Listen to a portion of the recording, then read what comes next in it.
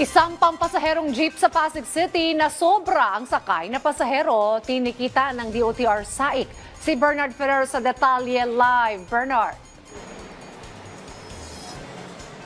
Dayan, sa kabila ng buhos ng ulan, tuloy ang random roadworthiness inspection ng DOTR SAIC dito sa Rosario, Pasig para na rin sa kaligtasan at kapakanan ng mga commuter.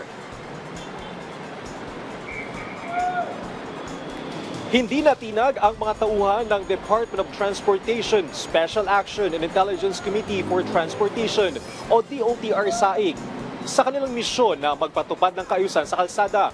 Ngayong Miyerkules, Rosario, Pasig ang kanilang binantayan para sa random roadworthiness inspection. Layunin na operasyon ng mga tiyak na sumusunod sa batas trapiko ang mga driver ng mga pampublikong sasakyan. Buwan naman nung nabigyan ng violation ticket ang isang jeep na may labis sa sakay na pasahero na umabot sa 26 sa halip na 23 lamang alinsunod sa kapasidad nito.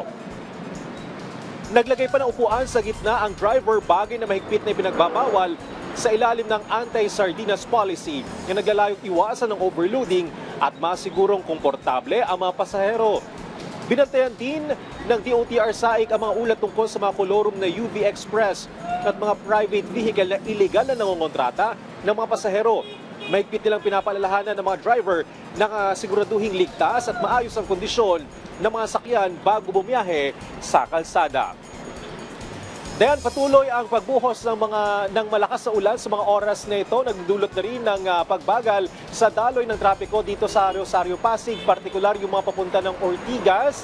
Yung kabilang lane naman ay papunta naman ng Antipolo, ay may pagbagal din yung mga sasakyan. Paalala na sa ating mga motorista ngayong Miyerkules, bawal po ang mga plakang nagtatapos sa numerong 5 at 6 mula alas 7 ng umaga hanggang alas 10 ng umaga at alas 5 ng hapon hanggang alas 8 ng gabi. Ingat po sa mga lalabas ng kani-kanilang mga tahanan. Dayan.